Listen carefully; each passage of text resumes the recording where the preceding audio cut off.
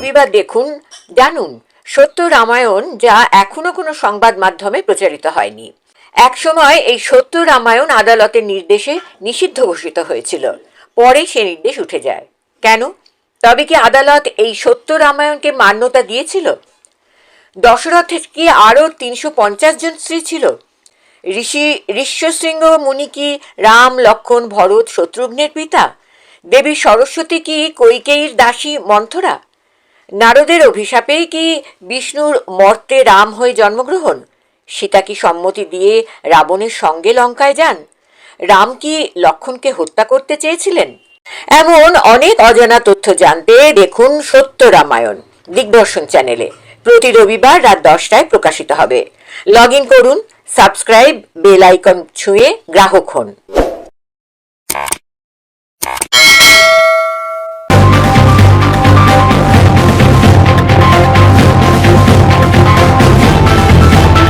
রংহীন সংবাদ আর অজানা তথ্যের জন্য দেখুন দিগদর্শন, দশের পাশে, দেশের সাথে। The information provided by the speaker, presenter on the IDSC platform is for general information purposes only. All information is provided in good faith. However, we make no representation or warranty of any kind, express or implied, regarding the accuracy, adequacy, validity, reliability, availability or completeness of this information. নমস্কার, সুজিত চট্টোপাধ্যায় দিগদর্শন থেকে বলছি। প্রতি রবিবার আমরা প্রকাশিত করছি সত্য রামায়ণ।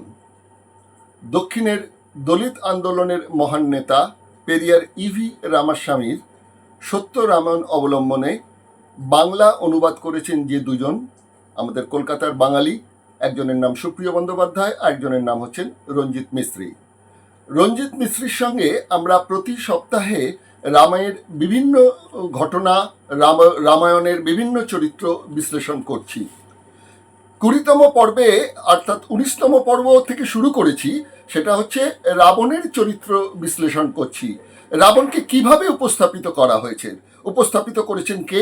উত্তর এবং পশ্চিম ভারতের যিনি লেখক, সেটা হচ্ছে তুলসীদাস, একটি ব্রাহ্মণ্য পরিবারের সন্তান।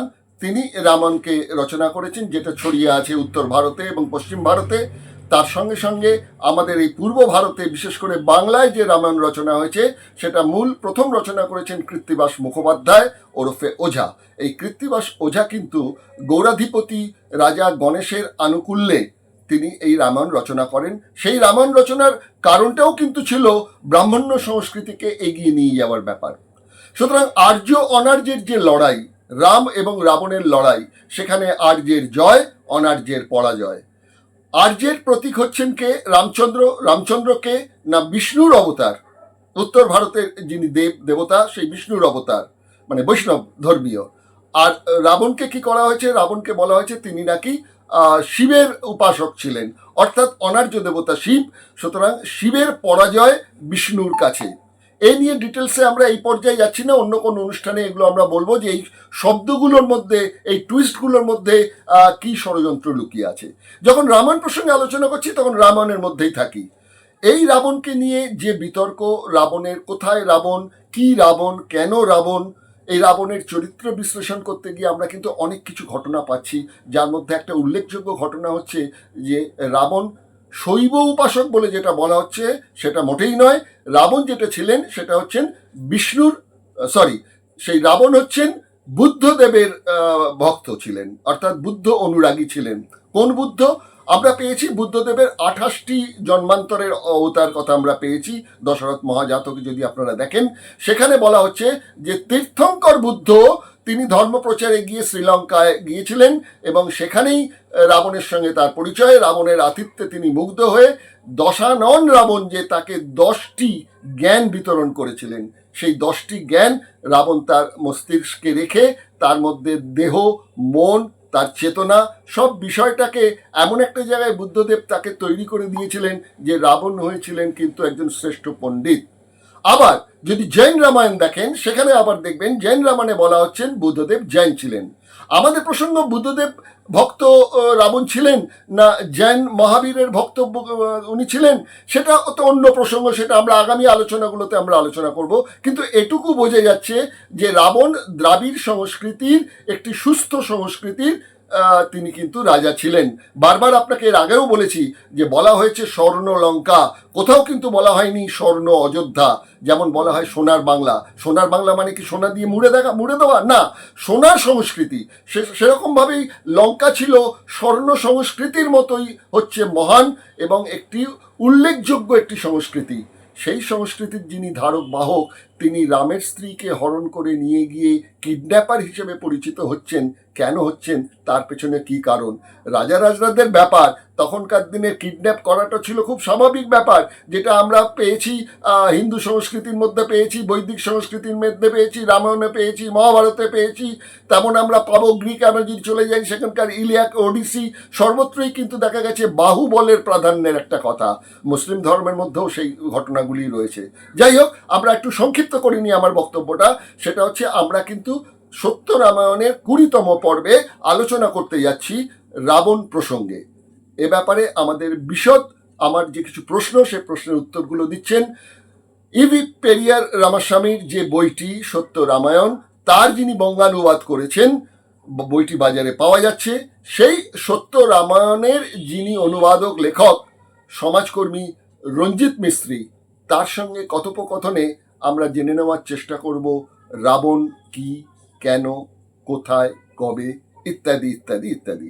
কিন্তু রাবণের চরিত্র যেহেতু বিরাট বড়, সেই জন্য আমরা এই একটি দুটি পর্বের মধ্যে তো রাবণকে আমরা আলোচনায় শেষ করতে পারবো না। যার জন্য বেশ কয়েকটি পর্বে কিন্তু রাবণ এবং তার পরিবার, ছেলে, মা, স্ত্রী, বাবা, বউ, ভাই, এই সবার বিষয়গুলোকে নিয়ে এক একটি চরিত্র আমরা বিশ্লেষণ করে এগোবো। যে বাল্মীকি রামায়ণ যেভাবে লিখেছেন, তুলসীদাস সেভাবে লেখেননি। বাল্মীকি রামায়ণ যেভাবে লিখেছেন, কৃত্তিবাস লেখেননি। বাল্মীকি রামায়ণে কোথাও গিয়ে আপনি অহিরাবণ, মহিরাবণ, এসব ইত্যাদি রাবণ আপনি পাবেন না। যা পাবেন কৃত্তিবাসী রামায়ণে। সব প্রসঙ্গে আসবো।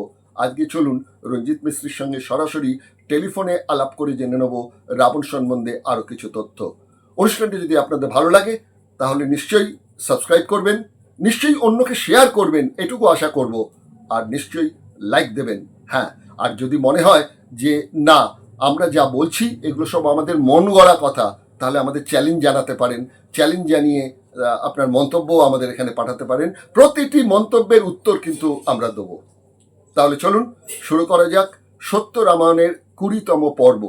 রামায়ণ ও মহাভারতকে মহাকাব্য হিসেবে প্রচার করার অন্যতম কারণ অধিক শ্লোক সংখ্যা, আর বিশেষত রামায়ণ লোকশ্রুতির কাহিনীকে জনৈক বাল্মীকি মুনির রচনা বলে প্রচার করে এর প্রাচীনত্ব বোঝানোর চেষ্টা। সঙ্গে সঙ্গে রামায়ণের যে সভ্যতা সময়কালকে ধরা হয়েছে সেটা ক্ষত্রিয় রাজারা ব্রাহ্মণের হাতের পুতুল মাত্র, সেটাই প্রচার করার একটা চেষ্টা। দশরথ পুত্র সন্তানদের জন্ম দিতে পারেননি, তাই ঋষি ঋষশৃঙ্গ মুনিকে দিয়ে প্রধান 3 রানীকে গর্ভবতী করেছেন।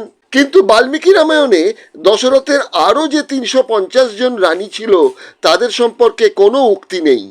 অর্থাৎ এই 3 রানী ব্রাহ্মণের পৌরোহিত্যে বিবাহ নামক প্রথায় স্বীকৃত।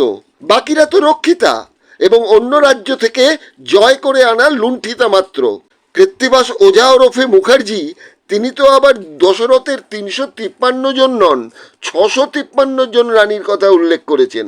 রামের তারকাবধ থেকে সম্মুখ হত্যা সবই ব্রাহ্মণ্যবাদকে প্রতিষ্ঠা করার গল্প। এমনকি সংস্কৃত রামায়ণ থেকে কৃত্তিবাস মুখোপাধ্যায় ওরফে ওঝার বাংলায় যে রামায়ণ লিখলেন রাজা গণেশের অনুপ্রেরণায়, তখন কিন্তু প্রবল রেগে যান বাংলার ব্রাহ্মণ সমাজ। ব্রাহ্মণ সমাজপতিরা ছড়া কাটতেন কৃত্তিবাস, কাশিদাস আর বামন যেসে বঙ্গভূমে এই 3 সর্বনেশে। এই বামন যে কে তার নামটা অবশ্য জানা যায়নি। বঙ্গ ব্রাহ্মণেরা সংস্কৃত থেকে বাংলা ভাষার রূপান্তরে পাপ বলে মনে করতেন, তাই পণ্ডিতরা শ্লোক লিখে ফেললেন, অষ্টাদশ পুরাণাদি রামস্য চরিতানি চ ভাষায়ত মানব শ্রুত রৌড় বরং নরক প্রপেট। অর্থাৎ অষ্টাদশ পুরাণ, রামায়ণ ইত্যাদি গ্রন্থ বাংলায় শ্রবণ করলে রৌরক নামে এক নরকে স্থান হবে। বাল্মীকি রামায়ণে যখন মানব চরিত্র হিসেবে রাম, সীতা, রাবণ বর্ণিত হচ্ছেন, তখন বাংলায় শাক্ত ধর্মের প্রাধান্য খর্ব করতে গৌড়াপতি গণেশের সহযোগিতায় উত্তর ভারতীয় বৈষ্ণব ধর্মের প্রভাব স্থাপনের জন্য রামচন্দ্রকে বিষ্ণুর অবতার হিসেবে প্রতিষ্ঠা করার প্রয়াস চালান এই আমাদের কৃত্তিবাস ওঝা। উত্তর ভারতেও তুলসীদাস প্রায় একই সময়ে অবধি ভাষায় রামায়ণ রচনা করে বিষ্ণুকে রামের অবতার ও ব্রাহ্মণ্যবাদের শ্রেষ্ঠত্ব বর্ণনা করেন। স্বাভাবিকভাবেই রাম আর্য সংস্কৃতির নায়ক আর খলনায়ক অনার্য সভ্যতার পুরুষ রাবণ। বাল্মীকি রাবণকে যতই পণ্ডিত, সুশাসক, বেদজ্ঞ, সঙ্গীতজ্ঞ, বীণাবাদক হিসেবে বর্ণনা করুন না কেন, খলনায়ক হিসেবেই কিন্তু প্রতিষ্ঠা করেছেন। প্রশ্ন ওঠে, যে সময়কালের কথা বলা হচ্ছে অনার্য সম্প্রদায় ছিলেন বৌদ্ধ মতের অনুসারী। রবীন্দ্রনাথ বিশ্বভারতী থেকে প্রকাশিত সাহিত্য গ্রন্থে স্পষ্টতই লিখেছেন, রামায়ণের বানর যেমন আদিবাসী ভূমিপুত্র, তেমন রাক্ষসরাও অসভ্য ছিল না, বরং শিল্পবিলাসে তাহারা আর্যদের চেয়ে শ্রেষ্ঠ ছিল। পৃষ্ঠা নম্বর 103 ও 105। দীনেশচন্দ্র সেন তার বৃহৎবঙ্গ গ্রন্থে লেখেন, বৌদ্ধ ধর্ম সন্ন্যাসের ধর্ম, এরই প্রতিশোধ গৃহস্থ ধর্মের রামায়ণ। পৃষ্ঠা 125। অরবিন্দ পোদ্দার তার অনাবাসী ভারত প্রতীক নীরদচন্দ্র যা দেশ পত্রিকায় 4 সেপ্টেম্বর 1999 সালে প্রকাশিত এক প্রবন্ধে লিখলেন, খ্রিস্টপূর্ব 187 থেকে 4671 খ্রিস্টাব্দ পর্যন্ত রামায়ণ মহাভারত পরিমার্জিত হয়েছে এবং তা হয়েছে ব্রাহ্মণ্যবাদ প্রতিষ্ঠার জন্য। যে সময়কালকে রামায়ণে রাবণ চরিত্র বর্ণনা করা হয়েছে, তর্কের খাতিরে সেই সময়কালের আর্য অনার্য গোষ্ঠীর দ্বন্দ্বকেও মান্যতা দিতে হয়। তাহলে রাবণ যে বৌদ্ধ ছিলেন সে কথা বলা যেতেই পারে। যদিও রামায়ণে রাবণকে শিব উপাসক হিসেবে দেখানো হয়েছে, অথচ ইতিহাসই বলছে সিন্ধু সভ্যতার পশুদের রাজা পশুপতি ও বৌদ্ধ সমাজের বুদ্ধদেবের যুগল মিশ্রণে শিবের সৃষ্টি। রাবণ বৌদ্ধ ছিলেন কিনা এই প্রসঙ্গে অনেকেরই বক্তব্য আছে। বৌদ্ধ ধর্মমতে 28 জন বুদ্ধ ছিলেন, সর্বশেষ সিদ্ধার্থ গৌতম। সুতরাং কোনো এক বুদ্ধের যে অনুরাগী রাবণ ছিলেন তা তো হতেই পারে। এই সম্পর্কে একটি গ্রন্থ, যা মূল চীনা ভাষায় লেখা, পরবর্তীকালে হিন্দিতে অনুবাদ করেন তুলসীরাম শর্মা।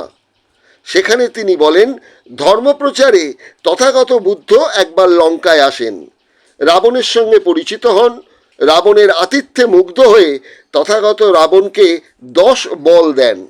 এই 10 বল হচ্ছে জ্ঞানবল, কর্মবল, ধ্যানবল, ইন্দ্রিয় বল, মুক্তিবল, ধাতুবল, সর্বত্রগামিনী বল, চৎপাবার্ধ বল এবং আশাবক্ষয় বল, অর্থাৎ মৃত্যু ও পুনর্জন্মের ফল ও দুঃখ মুক্তির বল। এই 10 জ্ঞানের অধিকারী হওয়াতেই রাবণকে বলা হয় দশানন। নমস্কার।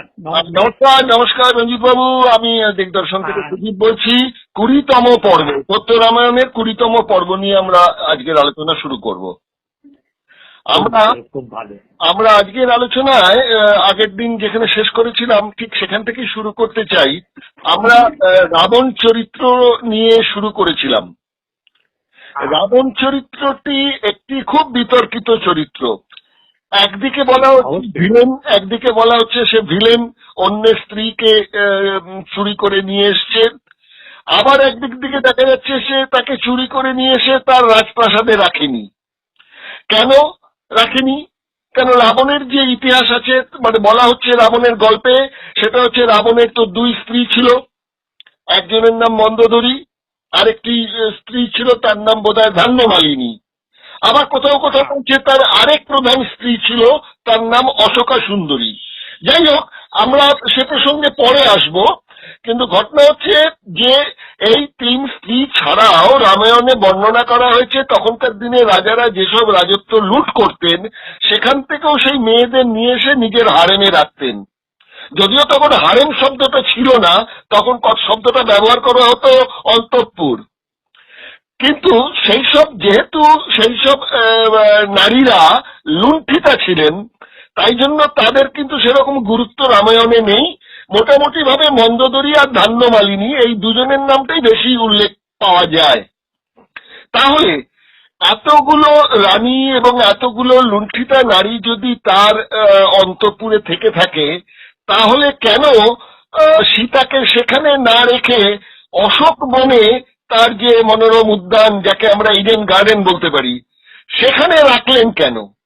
এই বিষয়তে আমাদের পেরিয়ার ইভি রামাস্বামী কি বিশ্লেষণ করেছেন?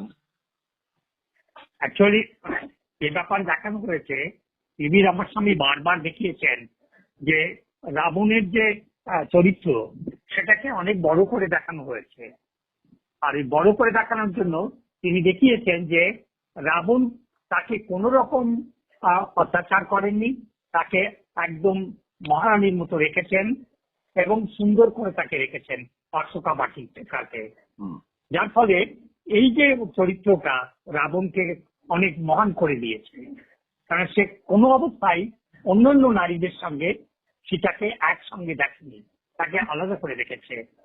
এটাই ওখানে প্রমাণ করার চেষ্টা করেছে এবং বাল্মীকি বারবার এটা প্রমাণ করেছেন যে সীতাকে রাবণ অনেক সম্মানের সঙ্গে রেখেছেন, বিবাহ করতে চেয়েছেন, বলেছেন মন্দাদরীকে পাঠিয়েছেন, কিন্তু কখনোই তার উপরে জোর করা হয়নি কিংবা কোন রকম তার চরিত্র হরণ করা হয়নি।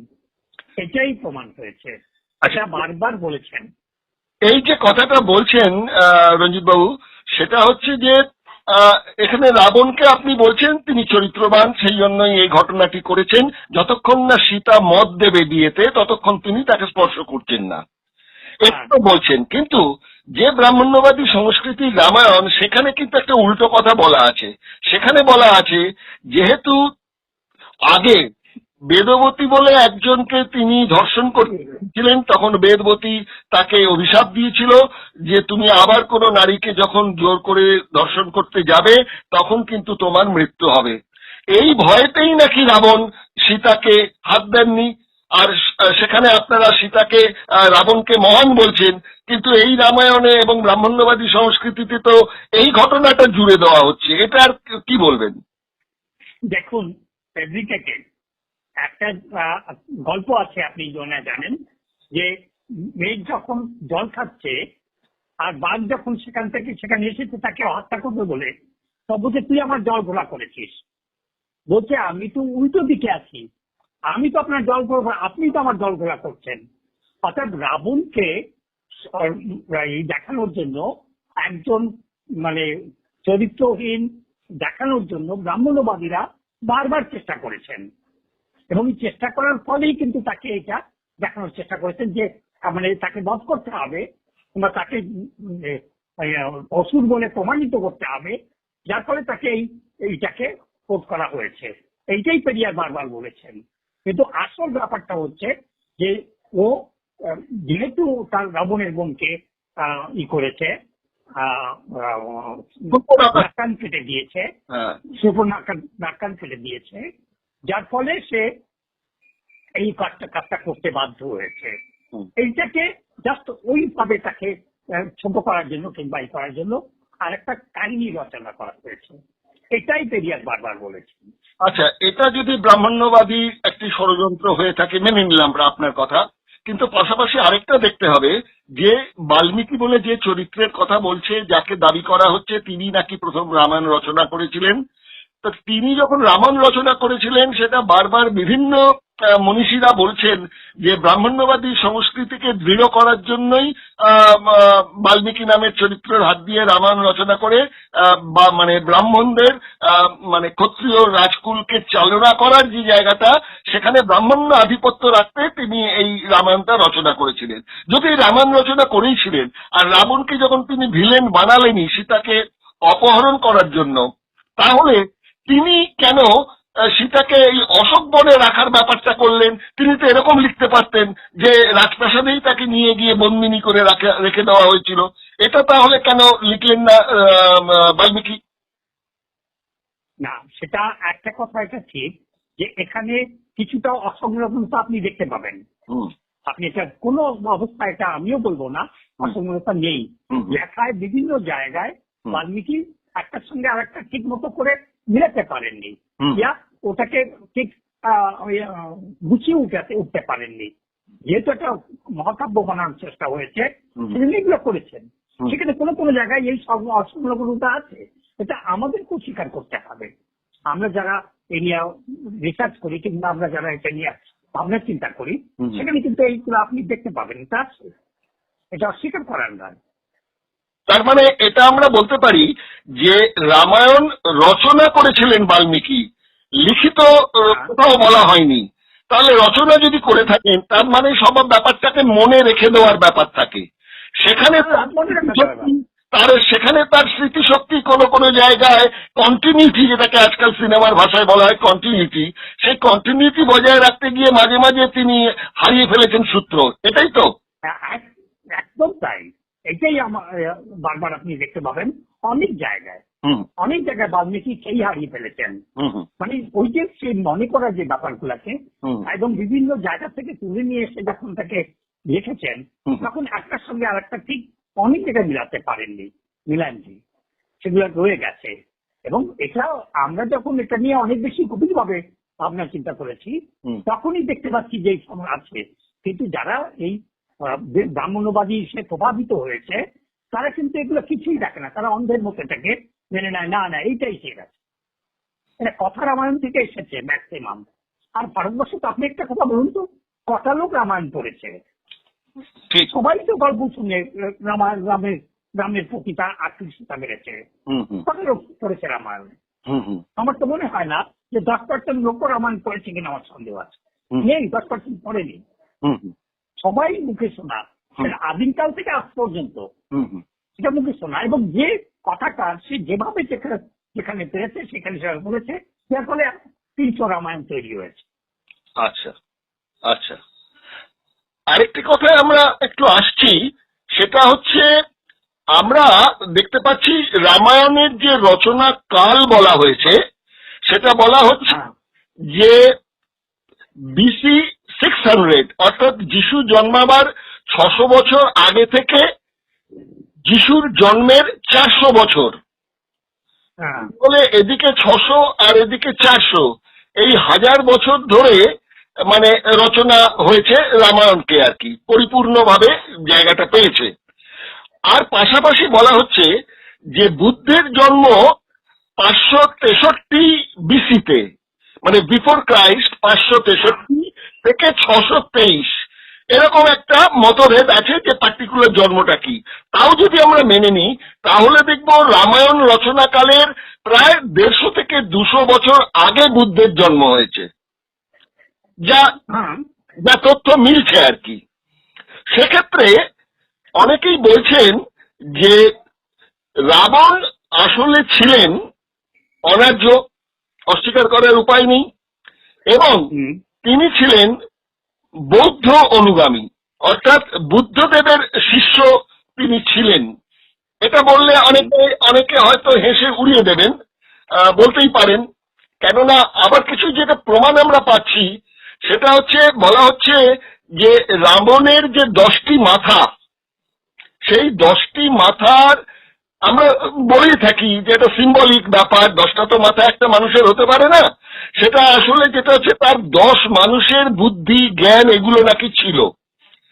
আর যদি বৌদ্ধ রামায়ণ আপনি দেখেন, মানে রামায়ণ বলছি, যদি আপনি বৌদ্ধ ধর্মের জায়গাটা থেকে দেখেন, তাহলে 10টি সূত্রের কথা বুদ্ধদেব বলেছেন, যেগুলো হচ্ছে কাম, ক্রোধ, মোহ, লোভ, অহংকার, হিংসা, মন, বুদ্ধি ও চিত্ত।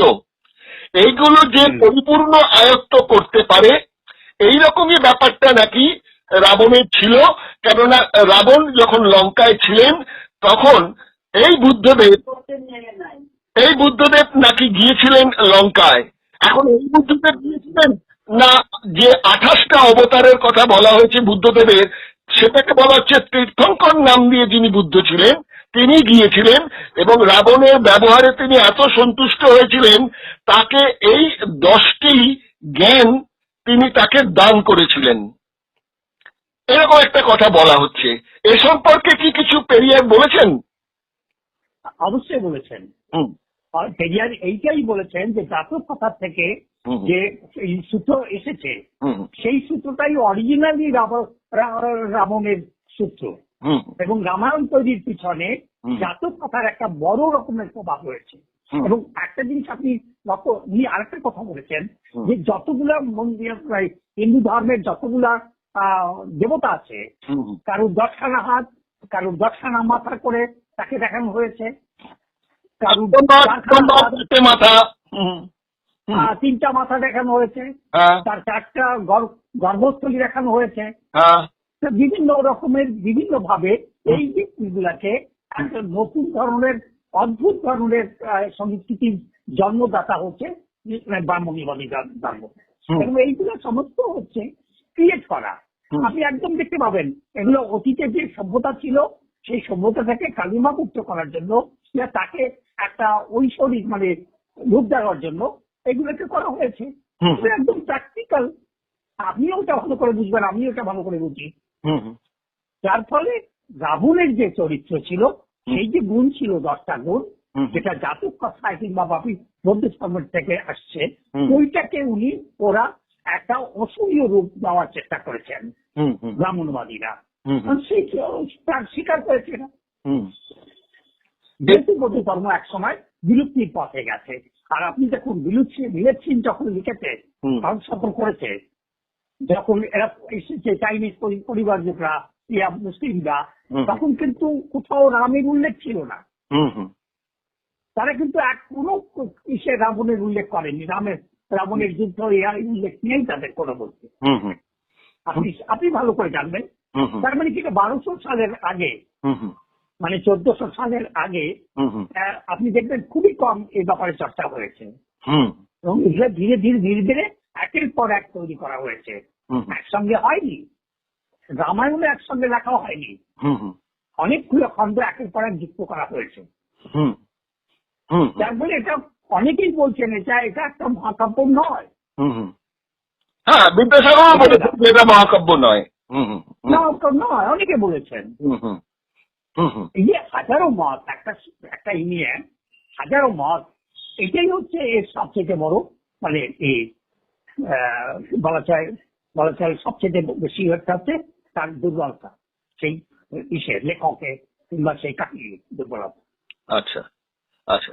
এই যে আমরা আলোচনা করলাম, আপনি এই চীনার কথা বললেন, চীনা পণ্ডিতদের কথা বললেন, এই সম্পর্কে আপনাকে আরো উল্লেখ করি যে একটা বই চীনা ভাষায় প্রচার আছে চীনেতে। সে বইটার যদি আপনি বাংলা বা হিন্দি অনুবাদ করেন তাহলে পরে দেখবেন বইটার নাম হয় 10 সূত্র। যেটা আমি বললাম 10 যে 10খানা গুণ কথা বলা হয়েছে, যেটা দান করেছিলেন বুদ্ধদেব রাবণকে, সেটার সমর্থনে একটা বই চীনা ভাষায় রয়েছে, যেটা হিন্দিতে অনুবাদ করেছেন তুলসীরাম শর্মা। বইটার নাম হচ্ছে 10 সূত্র। এই বইটাতে নাকি এরকমই উল্লেখ আছে যে এই বুদ্ধদেব গিয়েছিলেন, মানে তথাগত বুদ্ধ যিনি, তিনি গিয়েছিলেন লঙ্কাতে এবং রাবণের সঙ্গে পরিচিত হয়ে তাকে এই 10 বল দিয়েছিলেন। এটা ওই বইটাতে উল্লেখ আছে। আবার পাশাপাশি আবার দেখতে পাচ্ছি জৈন রামায়ণ। জৈন রামায়ণেও বলা হচ্ছে যে রাবণ নাকি জৈন ছিলেন, মানে মহাবীরের ফলোয়ার ছিলেন। এক্ষেত্রেও আমরা দেখতে পাচ্ছি যে মহাবীরেরও অনেকগুলো তার কি বলবো, তার অনেকগুলি জন্ম, তার সেই আগের যে জন্মগুলো মানে অবতার হয়েছে যখন জন্ম নিয়েছিলেন, সেই এক অবতারে জৈন ধর্মের মহাবীর তিনি নাকি মানে রাবণকে জৈন ধর্মে দীক্ষিত করেছেন, এরকম জৈন রামায়ণে এগুলো উল্লেখ আছে। এখন আমরা যারা সাধারণ মানুষ, আমরা একদিক দিয়ে যেটা জেনে আসছি রামায়ণ থেকে যে তিনি ছিলেন শিব ভক্ত, এবং শিব ভক্ত যখন তখন তাকে তো হিন্দুত্বে ঢুকিয়ে নেওয়া হবে, মানে রাবণও হিন্দু ছিলেন কিন্তু অনার্য ছিলেন, আর আর্য ছিলেন যেহেতু বিষ্ণুর অবতার রাম, সুতরাং শিবকে তো বিষ্ণুর কাছে পরাজিত হতেই হবে, না হলে তো অনার্যকে পুরোপুরি দখল করা যায় না। তো সেই জায়গাটা থেকে দাঁড়িয়ে এই যে আমরা বলছি যে কোথাও পাচ্ছি যে তিনি বৌদ্ধ ছিলেন, কোথাও পাচ্ছি তিনি জৈন ছিলেন, আসলে যে দ্রাবিড় সংস্কৃতি, সেই দ্রাবিড় সংস্কৃতি যেহেতু সো কল্ড আজকের হিন্দুত্ববাদের ধর্মে তিনি ছিলেন না, শিবের যদিও উপাসক বলে দেখানো হচ্ছে, এই শিবের উপাসক ব্যাপারটাও কিন্তু একটু গোলমেলে লেগে যাচ্ছে যদি আমরা ঐতিহাসিক সূত্র খুঁজতে যাই আর কি। মানে এই জন্য বলছি ঐতিহাসিক সূত্র, যদিও ঐতিহাসিক সূত্রের প্রসঙ্গ এখানে আসেই না, কারণ রামায়ণ আমরা এটা জানি যে এটা একটা কল্প কাহিনী, যতই মানুষ এটাকে বিশ্বাস করুন না কেন, কেননা যে সময়কালকে বলা হচ্ছে তার সঙ্গে কোনো হিসেবই মিলছে না। এবং পাশাপাশি আমরা এটা দেখতে পাচ্ছি সেটা হচ্ছে শেষ প্রশ্নে আপনার কাছে যেটা যাচ্ছি, সেটা হচ্ছে বিজয়া দশমীর দিন যেটা হয় সেটা হচ্ছে রাবণের কুশপুত্তলিকা দাহ করা হয়, যেটাকে বলা হয় রাবণ দহন। সূত্র বলছে যে রাবণ দহন এরকম কোন উল্লেখ বাল্মীকি রামায়ণ করেননি। 1947 সালে ভারত স্বাধীনতা পাওয়ার ওই স্বাধীনতা পাওয়ার পর নাকি এই হিন্দুত্ববাদীদের মধ্যে এই বিজয়া দশমীর দিন থেকে উল্লেখ করে বলা হচ্ছে যে এই দিনে যেমন মহিষাসুর বধ হয়েছেন দুর্গার হাতে, পরবর্তীকালে এই রাবণের হাতে এই দশমীর দিন সন্ধ্যেবেলায় বধ হয়েছিলেন আমাদের রাবণ, যার জন্য ওই রাবণ দহন করা হচ্ছে। তার উদ্দেশ্য হচ্ছে রাবণের ভেতর যা যা খারাপ গুণ ছিল সেগুলো মানুষের মধ্যে, যাতে মানুষ নিজেদের সেই খারাপ গুণগুলোকে দহন করে নেওয়ার মতন ক্ষমতা অর্জন করতে পারে, তাই রাবণ দহন প্রথা চালু হলো। মানে 1947-এর আগে রাবণ দহনের কোনো প্রামাণ্য নথি কেউ দেখাতে পারবেন না। এই জায়গাটাতে আপনারা কি বলবেন? দেখুন, ব্রিটিশ যখন এখানে আধিপত্য বিস্তার করেছে, তারা দুটা সংস্কৃতি ক্রিয়েট করেছে। একটা হচ্ছে ব্রাহ্মণবাদী সংস্কৃতিটাকে অনেক বেশি প্রাধান্য দিয়েছে, আর একদিকে মুসলিম ধর্মকে সেটাকে করেছে, কন্ট্রাডিক্ট করিয়েছে। এই সময় এই যে কথাগুলো আপনি বলছেন আজকে, সেগুলো কিন্তু সম্পূর্ণভাবে ব্রাহ্মণ্যবাদীরা যদি মাথা চাড়া দিয়ে উঠে থাকে, তবে সেটা কিন্তু আজ থেকে 150-200 বছর আগে থেকে হয়েছে। তাদের কিন্তু এতটা ছিল, একটা মাঝখানে একটা সময় ছিল না। মনু সংস্কৃতি আসার পরে একটা সময় পর্যন্ত ছিল না, কিন্তু পরবর্তীকালে এই যে মানে তৈরি করা হয়েছে, নতুন নতুন স্টোরি ক্রিয়েট করা হয়েছে, সেটা বিশেষ করে আমাদের বাংলা রামায়ণে যেটা, সেটা তারা করেছেন। এবং তার সঙ্গে সঙ্গে উত্তর ভারতের এই রাবণ পোড়ার যে এটা, এই সংস্কৃতিটাকে চালু করা হয়েছে। আর একটা কথা বলুন তো, আজকে সমস্ত ভারতবর্ষে যত নিম্নবর্গের জাতির যারা আছেন, তারা কিন্তু এখনো রাবণকেই তারা মানে অবতার বলে ভাবেন। এটা তো আপনি দেখেছেন। এবং বিভিন্ন জায়গায় রাবণের মন্দিরও আছে, রাবণের মন্দির আছে, যেটা রামের নেই। আজকে আমার স্ত্রীর সঙ্গে কথা হচ্ছিল, উনি বলছেন রাবণের মন্দির ছিল, রাবণের মন্দির অনেকগুলো ছিল, রামের মন্দির একটাও ছিল না সেই হিসাবে। এই যে সংস্কৃতিটা ছড়িয়ে গেছিল ভারতবর্ষের বুকে, এইটার ভয় পেয়েছে। সবচেয়ে বড় যে ভারতবর্ষের মানে বাধা দাঁড়িয়েছিল, সে দাঁড়িয়েছিল রাবণ। এবং যার ফলে রাবণকে কেউ করার জন্য যত রকমের স্টোরি তৈরি করা, সবগুলো করার চেষ্টা করেছে, এবং নিম্ন জাতিকে ভূমিক করেছে, একটা সংখ্যাকে আর একটা সংখ্যাকে নিপীড়ন করেছে। এবং সেইভাবে শাসক বর্গ তৈরি হয়েছে ধীরে ধীরে, আর শাসকের ভূমিকা এসে আর দেশ শাসন করছে। এটাই আপনি আর ওই লক্ষ্যে পৌঁছানোর জন্য আগে করেছে। গত 100 বছর ধরে এই লক্ষ্যে পৌঁছানোর জন্য যে কোনো অবস্থায় ভারতবর্ষের নেহরু হোক, বামপন্থী হোক, সমস্ত শেষ করে দক্ষিণপন্থী রাষ্ট্রবাদের দিয়ে স্লোগান দিয়ে এরা দেশটাকে দখল করবে। আর আজ তো সমস্ত সংস্কৃতি শেষ করে দিয়েছে, সব শেষ হয়ে গেছে।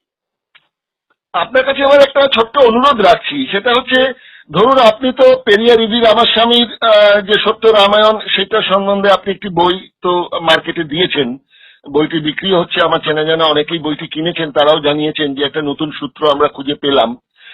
আমার কাছে মনে হচ্ছে এই তুলসীরাম শর্মা, যিনি দশসূত্র নামে, অর্থাৎ আসলে বইটার নাম দিয়েছিলেন লঙ্কাবতার সূত্র, মূল যে হিন্দিটা আর কি, যেটা চীনা ভাষা থেকে উনি ট্রান্সলেট করেছিলেন হিন্দিতে আর কি। তো এই লঙ্কাবতার সূত্র, এইগুলো কি আমাদের আগে যারা রামায়ণ লিখেছেন, রাজশেখর বসুই বলুন আর যারা যারা লিখেছেন, তারা কি এই বইগুলোর সন্ধান পাননি যে কিভাবে বৌদ্ধ সংস্কৃতিতে বা জৈন সংস্কৃতিতে দশরথ জাতকের কি ব্যাপার হচ্ছে? এটা নিয়ে তো সেরকম রিসার্চ ওয়ার্ক আমরা তো দেখতে পেলাম না যারা করেছেন, নাকি তারা সকলেই ওই উচ্চবর্ণের যেহেতু ইন্টেলেকচুয়ালস সেই জন্যই তারা এগুলো কি অ্যাভয়েড করেছেন, না এগুলো সত্যি তারা জানতেন না বলে সেই প্রসঙ্গে কোনো আলোচনা বা কোনো বই বাজারে নেই? দেখুন, জানতেন না এটা বলা ঠিক হবে না। তারা জানতেন, এ বিষয়ে কোনো সন্দেহ নেই, তারা জানতেন না। আচ্ছা। কিন্তু এগুলাকে কখনোই সামনে নিয়ে আসার চেষ্টা করেননি। করলে তাদের যে আধিপত্য রয়েছে সে আধিপত্যে তাদের ভাঙন ধরবে, এটার কারণেই তারা কিন্তু করেননি। আপনি ওই বইটার রেফারেন্সটা আমাকে দিন, আমি একবার ওই বইটা পড়বো, যদি মনে হয় তবে ওই বইটাকে আমি বাংলায় অনুবাদ করার চেষ্টা করবো। আচ্ছা আচ্ছা, আমি আমাকে রেফারেন্সটা পাঠিয়ে দিই। নিশ্চয়ই নিশ্চয়ই আমি পাঠিয়ে দিচ্ছি আপনাকে। আমার তাহলে মনে হচ্ছে যে একমাত্র আম্বেদকর এবং পেরিয়ার ইভি রামাস্বামী এই দুজন ছাড়া ভারতবর্ষে রামায়ণকে নিয়ে যথার্থ রিসার্চ ওয়ার্ক যাকে বলা যেতে পারে, সেই রিসার্চ ওয়ার্কটা তাহলে এই দুজন ছাড়া আর কেউ সেই নিম্ন বর্ণের কথা আপনি যাদের কথা বলছেন, ব্রাহ্মণ্যবাদী যারা নন, ব্রাহ্মণ হলেও যে ব্রাহ্মণ্যবাদী হতে হবে তার তো কোনো মানে নেই। কারণ রবীন্দ্রনাথ অনেক উদার কথাবার্তা বলেছেন, শরৎচন্দ্র অনেক উদার কথা বলেছেন, এবং দুই কৃষ্ণ যে এক কৃষ্ণ নন, মহাভারতের কৃষ্ণ আর গীতার কৃষ্ণ আলাদা কেন? গীতায় কোথাও কৃষ্ণ বলা হয়নি, গীতায় বলা হয়েছে ভগবান। সুতরাং এই ব্যাপারগুলো তারা লিখেছেন। কিন্তু আমরা যাদের কাছে আশা করতে পারি, এই যেরকম আম্বেদকরের কথা বললাম বা পেরিয়ার ইভি রামাস্বামীর কথা বললাম, বাঙালিদের মধ্যে কেউ সেরকম উঠে এগিয়ে এলেন না যে এগুলোকে নিয়ে যথার্থ সহজভাবে রিসার্চ ওয়ার্ক করে বাঙালির কাছে তুলে ধরা যায় যে তোমরা যা জানো সেগুলো একটা কাল্পনিক তথ্য। কৃত্তিবাসের রামায়ণ, কৃত্তিবাসী মুখোপাধ্যায় তিনি ব্রাহ্মণ্য সংস্কৃতিকে বাঁচিয়ে রাখার জন্য রাজা গণেশ, গৌড়ের রাজা গণেশ তার বদান্যতায় এই সবগুলো সৃষ্টি করেছিলেন। এইগুলোর কি অভাব পেলে বাঙালিদের মধ্যে থেকে গেল? এটা তো এক ধরনের বলতে হবে আমাদের জন্য লজ্জা। আপনি একটা কথা বলুন, এটা যদিও আগের থেকে করা হতো তো আমার মতো লোককে কে জিজ্ঞেস করতো? অনেক আগে পাওয়া উচিত ছিল। আমি এমন কি ব্যক্তি যে আমাকে লোকে বলবে যে আপনি পেরিয়ার সম্পর্কে লিখেছেন, আপনি রামায়ণকে নিয়ে লিখেছেন, কেন বলবে? তাই তো, এটা 100 বছর আগে বলা উচিত ছিল, 70-80 বছর পর আগে বলা উচিত ছিল, যখন পেরিয়ার লিখেছেন। কেউ তো করেননি। আজকে আমি 50-70-80 বছরও বেশি 1944 উনি লিখেছেন, আর আমি 2024 এটাকে অনুবাদ করলাম। আপনি বলুন তো কত দীর্ঘ সময় পরে আমি অনুবাদ করেছি। আমাকে কে জিজ্ঞেস করবেন কি এমন মহান ব্যক্তি? কিছুই না, আমি যে সাধারণ শ্রমিক ঘরের ছেলে, সর্বহারা ছেলে বলতে পারেন। তো আমি তো চেষ্টা করেছি। আপনিও আমাকে জিজ্ঞেস করছেন, কেন করছেন? এই জন্য করছেন যে কেউ নেই আমার মতো একজন সাধারণ মানুষ সামনে উঠে এসে এই কথাগুলো বলছে। ঠিক, এটা মানবেন না আপনি? ঠিক ঠিক ঠিক। আমিও সেই জন্যই বলছি যে কোনো মিডিয়াতে আমরা দেখিনি পেরিয়ার ইভি রামাস্বামী হোক বা আম্বেদকরের রামায়ণ সম্পর্কে যা হোক সে ব্যাপারগুলোকে কিন্তু পুরো চেপে রাখা হয়েছে। আমিও মিডিয়াতে আপনাদের কাছে উৎসাহিত হয়ে এই বিষয়গুলোকে সামনে আনার চেষ্টা করছি। বিবেচনার ভার এবং বিচার করার, বিশ্লেষণ করার দায়িত্ব পাঠক এবং দর্শকদের মধ্যে থাকবে। আমাদের কাজ হচ্ছে খালি উপস্থাপন করে তাদের কাছে হাতে পৌঁছে দেওয়া, তথ্যটাকে পৌঁছে দেওয়ার কাজ সেটুকু করছি। ওই কাঠবিড়ালির ওই রামায়ণ সেতু বাঁধার কাজের মতো আর কি। আমরা আপনার উপরে আপনি আমাদের চাইতে অনেক বেশি বড় কাজ করছেন। আমি তো হয়তো 500 বই 1000 বই লোকের কাছে পৌঁছে দিয়েছি, কিন্তু আপনি যে 1000-10,000 লোকের কাছে আজকে এটা পৌঁছে দিচ্ছেন, তাতে আমার থেকে অনেক বেশি মহান কাজ করছেন আপনি। I appreciate you. না না, আমি তো বলতে পারি না, কেননা এ কথা বলা যায় না। কেন আপনারা যদি আমাদের চোখের চশমাটা খুলে না দিতেন, পৃথিবীটাকে দেখার মতন সুযোগ করে না দিতেন, রামায়ণ সম্বন্ধে জানার এই আগ্রহটা তো তৈরি হলো আপনাদের বইগুলি হাতে আসার পর। এবং দীনেশচন্দ্র সেনের রামায়ণী কথায় যে বইটা আছে, এই বইটি এবং আপনার বইটি, সুপ্রিয় ব্যানার্জির একটি বই, এই 2-3টি বই হাতে আসার পর কিন্তু রামায়ণ নিয়ে নতুন করে যে ভাবনা চিন্তা করার দরকার, এই প্রয়োজনীয়তা তো অনুভব করেছি আপনারা বইটা লেখার জন্যই, বইগুলো হাতে আসার জন্যই। এটা বলতে পারেন আপনি, এ বিষয়ে আমি কিছু আমার নেই। না, না। আপনি অবশ্যই ওটা বলতে পারেন যে আমরা করেছিলাম তার চেষ্টা, এবং তার জন্য আপনি একটা সূত্র খুঁজে আজ আরো অনেকটা এগিয়ে দিলেন এই ব্যাপারটাকে। এবং এটা তো জাস্ট শুরু হয়েছে, রাত আভি বাকি হ্যায়, বাত আভি বাকি হ্যায়। হ্যাঁ, মাত্র 20তম পর্বে আমরা যাচ্ছি।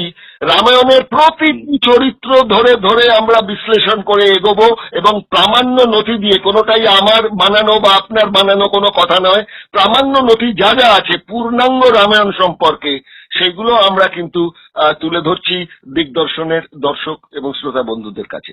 এবারে আপনাকে একটা খবর দিয়ে রাখি, এটা আপনি সবাইকে জানিয়ে রাখুন, সমস্ত শ্রোতাদের বলুন যে আমরা 17 সেপ্টেম্বরে বড় করে এর উপরে, পেরিয়ারের জন্মদিনের উপরে আমরা এই নিয়ে আরো বিচার বিশ্লেষণ মূলক করতে চলেছি, উদযাপন করতে চলেছি ওনার জন্মদিনটাকে। কোথায় হবে অনুষ্ঠানটা? আপনিও কলকাতায় হবে। আচ্ছা, কলকাতার কোন এক জায়গায় আমরা করবো, বাইরে নয়। আর এটা বড় করে করবো আমরা। আচ্ছা, এটা প্রস্তুতি চলছে। আচ্ছা, আচ্ছা, আচ্ছা, খুব ভালো লাগলো, খুব ভালো লাগলো আপনার এই যে আন্দোলন, এটাকে আমি আন্দোলনই বলবো। এই আন্দোলন আপনার সফল হোক, এবং আমরা সর্বাত্মকরণে আপনার সঙ্গে আছি। ধন্যবাদ আপনাদের, অবশ্যই ধন্যবাদ। আজকে এখানে শেষ করছি রঞ্জিত বাবু। আমরা আগামী সপ্তাহে রবিবারে আবার আমরা আসবো। রাবণের কিছু অংশ, তার স্ত্রী, পুত্র, কন্যা, ভাই, এই প্রত্যেকটি চরিত্র বিশ্লেষণ করে আস্তে আস্তে আমরা যুদ্ধের দিকে এগোবো, রাম রাবণের যুদ্ধের দিকে এগোবে। তার আগে এই চরিত্র বিশ্লেষণ করব, আর তার সঙ্গে সঙ্গে আমরা কিন্তু মাঝখানে যেটা এখনো শুরু করিনি, সেটা হচ্ছে পেরিয়ার ইভি রামাস্বামীর যে সত্যনারায়ণ বইটি, এটি শীর্ষ আদালতের রায়েতে একবার নিষিদ্ধ ঘোষণা হলো। তারপর লড়াই করে কিভাবে সেই নিষিদ্ধ ঘোষণাটাকে প্রত্যাহার করতে বাধ্য হলো শীর্ষ আদালত, এবং বইটি আজকে কিন্তু আইনত সব জায়গায় প্রকাশিত হচ্ছে, তার প্রতি কোনো আইনি বাধা নিষেধ নেই। এটা কিন্তু বিরাট বড় একটা আন্দোলনের সাফল্য বলা যেতে পারে। এই প্রসঙ্গেও আমাদের দর্শক বন্ধুদের অনেক অজানা কৌতূহল আছে জানার যে কি বিষয়টা হয়েছিল। এই চরিত্র বিশ্লেষণের সঙ্গে সঙ্গে আমরা পরবর্তী অধ্যায় থেকে কিন্তু এই প্রসঙ্গে একটু আলোচনায় থাকবো। অবশ্যই ভালো জিনিস, এটা খুবই গুরুত্বপূর্ণ জিনিস, এটা অবশ্যই করা উচিত আপনার। আপনি করুন। আমরা যতটা আমার কাছে আছে অভিজ্ঞতা আছে, আমি যতটা জেনেছি, তার সম্পূর্ণভাবে আমি আপনাকে শেয়ার করবো বলে কথা দিচ্ছি। ওকে, আজ তাহলে এখানে শেষ করছি রঞ্জিত বাবু, অশেষ ধন্যবাদ। ঠিক আছে, আমরা আবার আপনার সাথে মিলিত হব আগামী রবিবার। ঠিক আছে, ঠিক আছে, ধন্যবাদ।